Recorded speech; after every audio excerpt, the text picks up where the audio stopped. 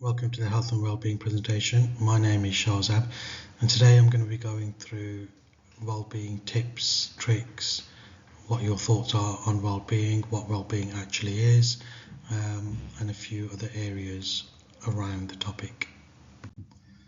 The first question I'd like to ask is, what does wellbeing mean to you?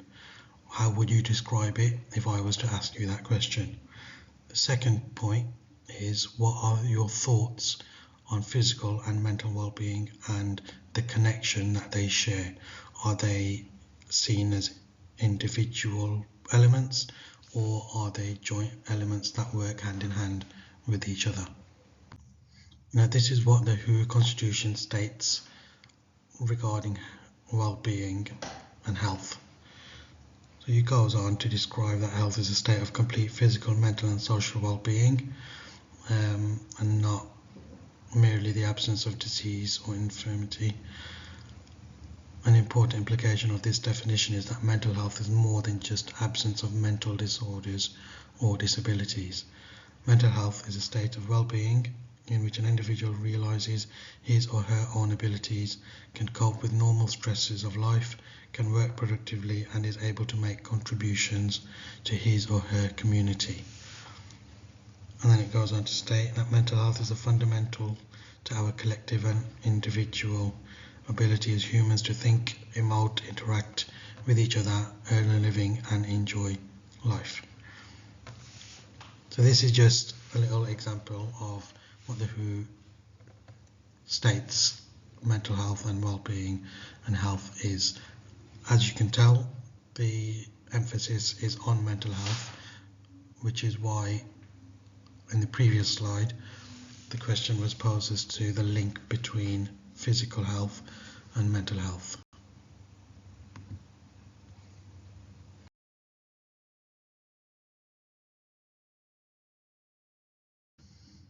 The next question I'd like to ask is, what do you do?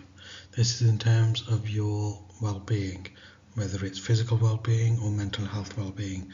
What kind of tools do you have that you use in order to maintain that balance in your life? Now, this is just a quick picture from the NHS Health and Wellbeing model from 2021, creating a health and wellbeing culture. So it looks into various different things on how in the workplace well-being can be impacted.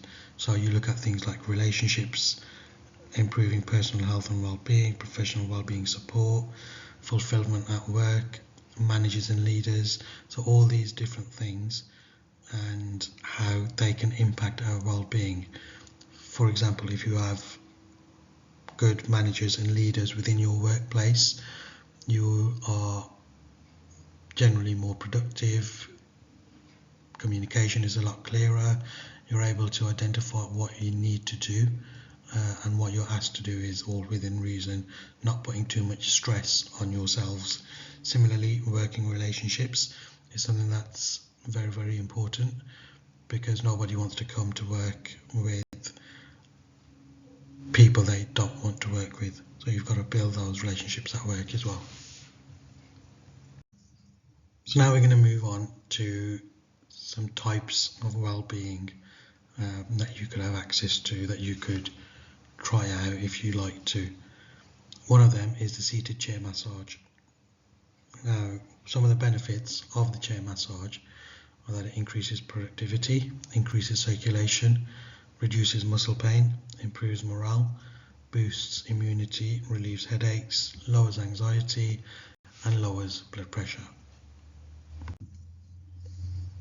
Now, this is just a little demonstration or diagram of exercises that you can do in the office. As you can imagine, working in admin, working at a desk for the majority of your shift could cause your back to stiffen up, soreness in your legs, in your neck, all sorts of different problems. These are just some light workouts that you can do at your desk over the time of about 5 minutes, and just some light stretches just to make sure everything's still working, and then we encourage things like getting up and taking time away from your desk, away from the screen, just for that little bit of eye care at the same time.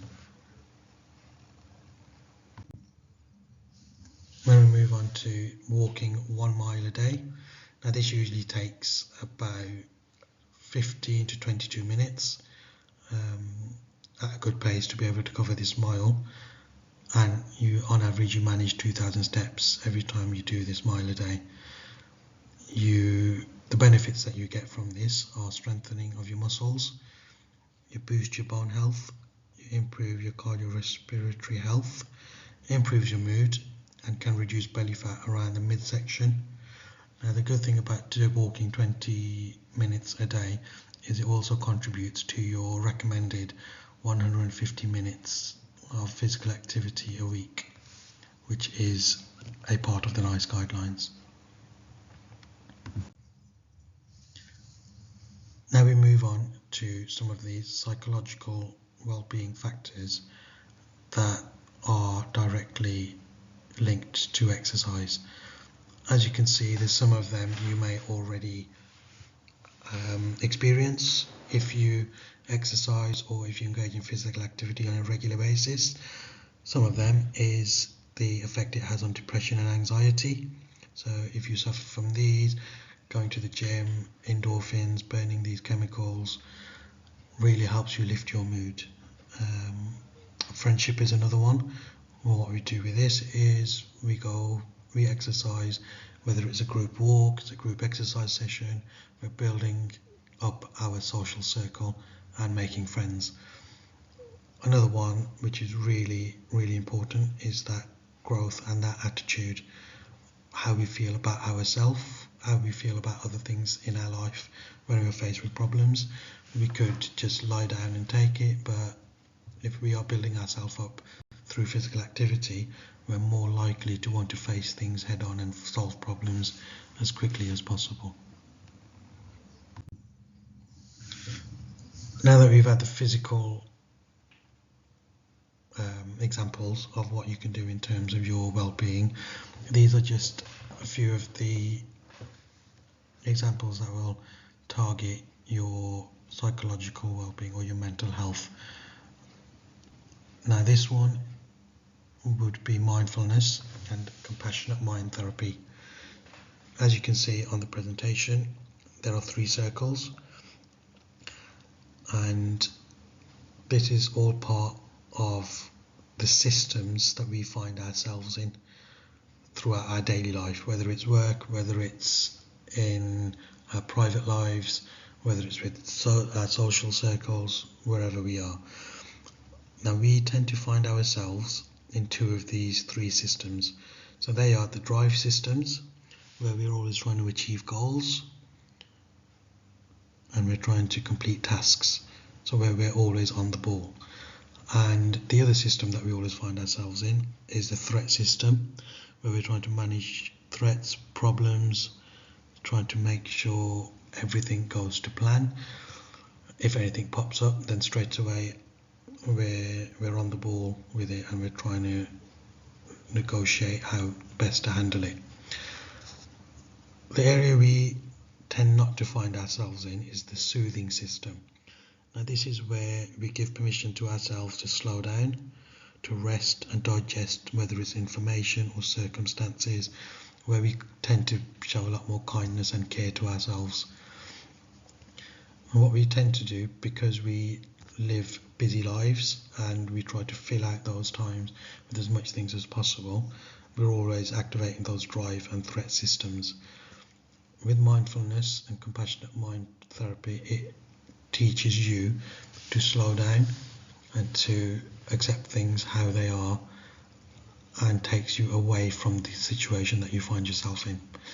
And some types of mindfulness would be meditation, a breathing exercise of some kind, self-scanning, movement, loving yourself, visualization, and some form of grounding technique. And one I like to use is I like to have a compassion bag.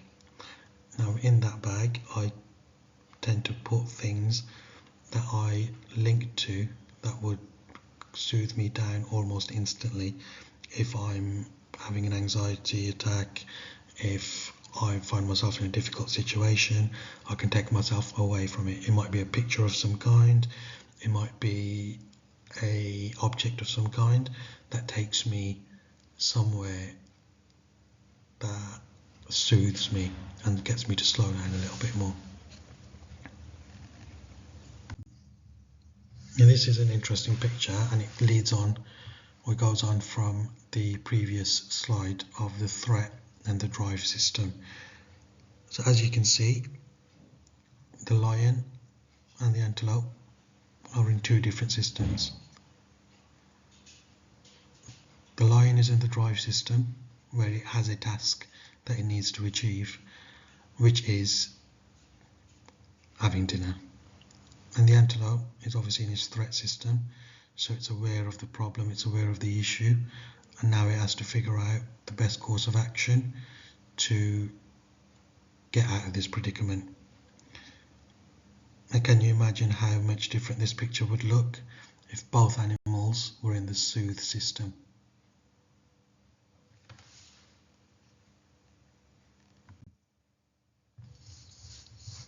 The next form of exercise that we use could be Tai Chi.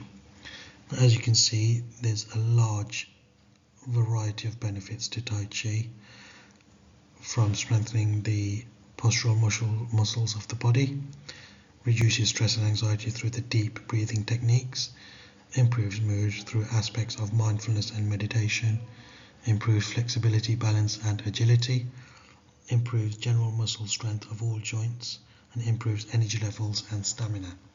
It's also been known to reduce the risk of falls in some people, patients, clients, anyone who has that high risk of falls in their life.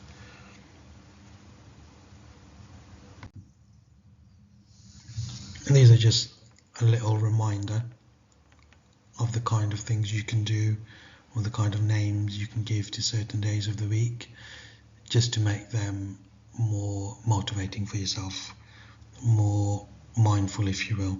So we have Motivational Monday, Treat Yourself Tuesday, Wellness Wednesday, Thankful Thursday, and Fitness Friday.